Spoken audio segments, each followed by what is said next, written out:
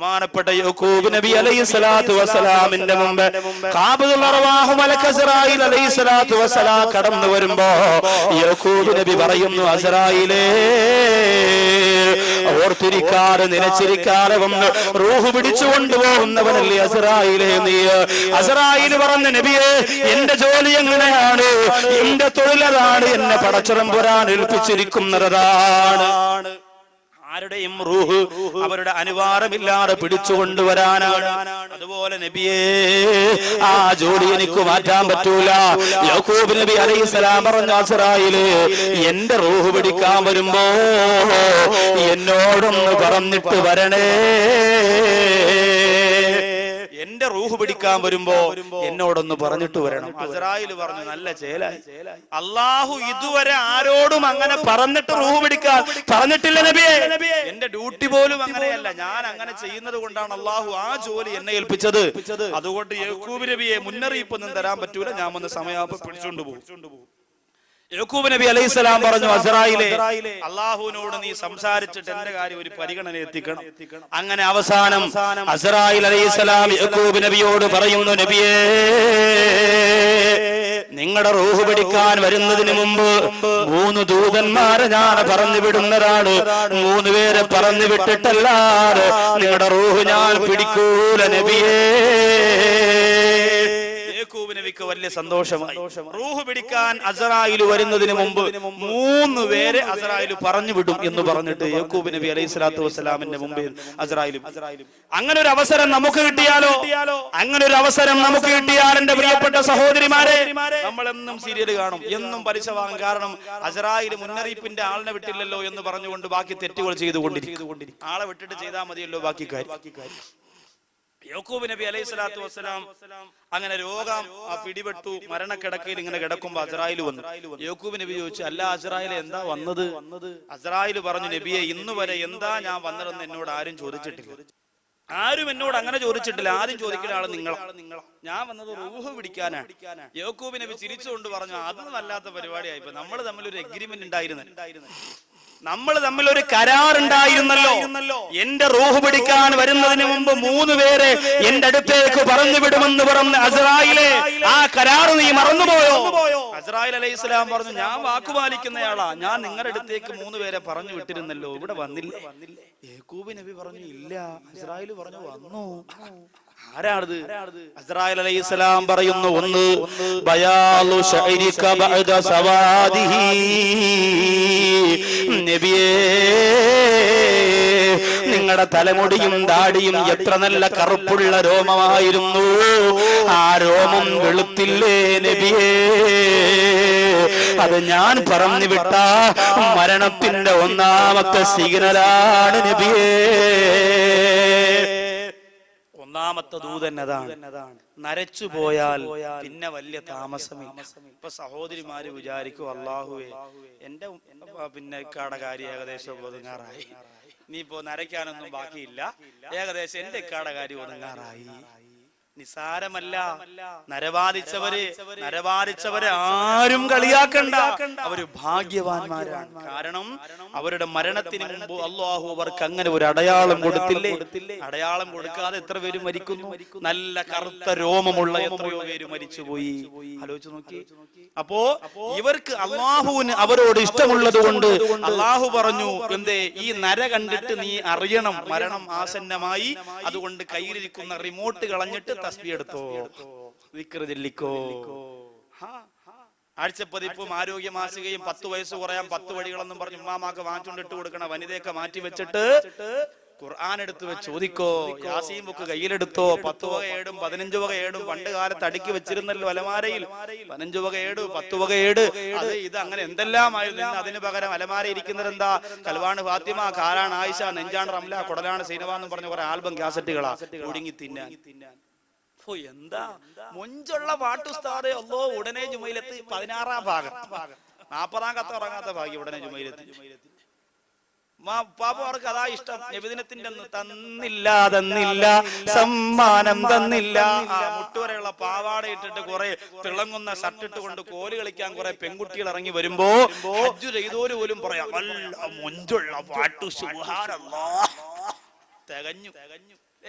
ആലോചിച്ച് നോക്കി, ഇതിന്റെ ഗൗരവം. നമ്മളെ പിശാചി ഏതൊക്കെ മോഡലിലാണ് നമ്മുടെ മനസ്സിലേക്ക് ഇറങ്ങുന്നത്. ഗൗരവത്തോടെ ആലോചിക്കണം.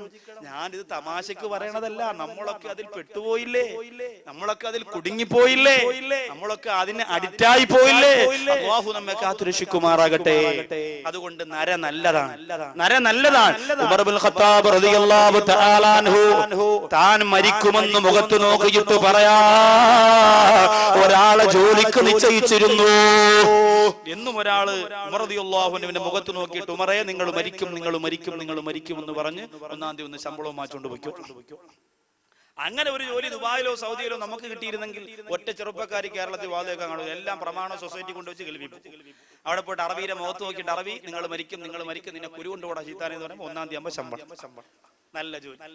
ഒന്നാം തീയതി ആകുമ്പോൾ ശമ്പളം. ആലോചിച്ച് നോക്കേ, ഈ ഒരു അവസ്ഥ ഉമർ റളിയല്ലാഹു തആല അൻഹുവിന് വന്നു. എന്നിട്ടോ ഉമർ ഇബ്നുൽ ഖത്താബ് റളിയല്ലാഹു തആല അൻഹുവിന്റെ ദാഢ്യരോമത്തിൽ നരബാധിച്ചപ്പോ ആ ജോലിക്കാരനോട് ഉമർ ഇബ്നുൽ ഖത്താബ് റളിയല്ലാഹു അൻഹു പറഞ്ഞു, നീ ഇനി നിൽക്കണ്ട, പൊയ്ക്കോ, നീ ഇനി നിൽക്കണ്ട, പൊയ്ക്കോ, ഞാൻ മരിക്കുമെന്ന് എന്റെ നര എന്നോട് പറഞ്ഞു തരുന്നുണ്ട്, നിനക്ക് പോകാം.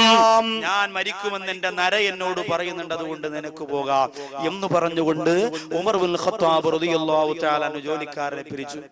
നമ്മളോ നരവാദിച്ച ഉപ്പാപ്പ ഒരു ദിവസം പള്ളിയിൽ വരുമ്പോൾ ഉസ്താദ് ചോദിക്കുന്നു, അല്ലാഹുവേ, അബൂബക്കർ സാഹിബേ, നിങ്ങളുടെ നരച്ചുപോയ താടിയൊക്കെ ഇപ്പൊ കറുപ്പിച്ചല്ലോ, എന്ത് പറ്റി? എന്താ പറ്റിയത്? സഹോദരി ഭാര്യ വന്നിട്ട് ഭർത്താവിനോട് പറഞ്ഞു, എന്റെ പ്രിയപ്പെട്ട ഇക്ക, എല്ലാ പെണ്ണുങ്ങളും എന്നെ കളിയാക്കുക. എനിക്കാണെങ്കിൽ 30-35 വയസ്സല്ലേ ആയോളൂ. നിങ്ങൾ പെട്ടെന്ന് വയസ്സായി എന്ന് പറഞ്ഞാൽ അത് എനിക്ക് കുറച്ചിലല്ലേ? നിങ്ങൾ ഇപ്പോഴും ഒരു പാന്റും ടീഷർട്ടൊക്കെ ഇട്ട് ഇറങ്ങി, അള്ളാണ് എന്റെ ഉപ്പ, എന്റെ ഇക്ക ചക്കുവള്ളിയൊക്കെ കിട്ടിക്കിടാ വിറയ്ക്കും. പ്രത്യേകിച്ച് നിങ്ങളുടെ കണ്ണ് ഋത്തിക്രൂക്സിന്റെ കണ്ണ്. അതുകൊണ്ട് എന്റെ ഇക്ക, ഈ നരച്ച മുടി അള്ളാണ് നിങ്ങളൊന്ന് കറുപ്പിച്ചോണ്ട് വന്ന എന്റെ ചക്കര ഹസ്ബൻഡ് അല്ലേ? അങ്ങനെ പ്രിയപ്പെട്ട പിതാവ് ബ്യൂട്ടി പാർലറിൽ പോയി കുഷൻ കസേരയിൽ മലർന്നു കിടന്ന് വെള്ളരിക്കയും വെട്ടി കണ്ണി വെച്ച് കറുപ്പിച്ചോണ്ടിറങ്ങി വരിക. സാർ ചോദിച്ചു, എന്തു പറ്റി? വൈഫിന് ഇഷ്ടമല്ല.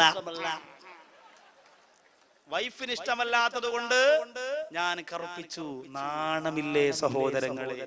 നിക്കാഹിന് വെച്ചിരുന്ന ദാടി പോലും ഇത്തിരി പോന്ന ഒരു പെണ്ണ് മരിച്ച 3 മണ്ണിനോട് ചേർന്ന് പുഴുപ്പളിഞ്ഞു പോകുന്ന ഒരു പെണ്ണ് പറഞ്ഞതിന് വേണ്ടി കേട്ടോ ഇസ്ലാമിന്റെ ചിഹ്നത്തെ വടിച്ചു കളയുന്ന വിവരം കെട്ട ചെറുപ്പക്കാരാ, ആർക്കു വേണ്ടിയാണ് മോനെ പിന്നെ നീ ദുനിയാവിൽ ജീവിക്കുന്നത്? ആർക്കു വേണ്ടിയാണടാ? ഒരടയാളമെങ്കിലും നിന്റെ ശരീരത്ത് വേണ്ടേ? അതും ഈ പെണ്ണിന് വേണ്ടി. അവളെ വാക്ക് കേട്ടിട്ട് വടിച്ചു കളഞ്ഞില്ലേ? എന്തിനു കൊള്ളാം നമ്മെ? അല്ലാഹു കാക്കട്ടെ എന്റെ പ്രിയപ്പെട്ട സഹോദരങ്ങൾ. അതുകൊണ്ട് എന്റെ സഹോദരങ്ങളെ ഗൗരവത്തോടെ ചിന്തിച്ചോ. ഇന്ന് വെളുപ്പതിനെ കറുപ്പാക്കാൻ ഇറങ്ങുന്ന മരുന്നുണ്ടല്ലോ, ആ മരുന്ന് തേച്ചാ നിന്റെ വുളു ശരിയാവൂല, നിന്റെ കുളി ശരിയാവൂല, നിന്റെ ഇബാദത്ത് പോലും അല്ലാഹു സ്വീകരിക്കൂല. പടച്ചോന് കാത്തുരക്ഷിക്കട്ടെ. പ്രിയമുള്ളവരെ, ഇതാണ് ഒന്നാമത്തെ ഞാൻ പറഞ്ഞു വിട്ട ഒന്നാമത്തെ ദൂതൻ. ഇതാണ്. രണ്ടാമത്തേതാരാണ് എന്ന് യാക്കൂബ് നബി അലൈഹിസ്സലാം കണ്ണീരോട് അസ്രായിലിനോട് ചോദിക്കുമ്പോ അസ്രായിൽ അലൈഹിസ്സലാം പറയുന്നു, നബിയേ,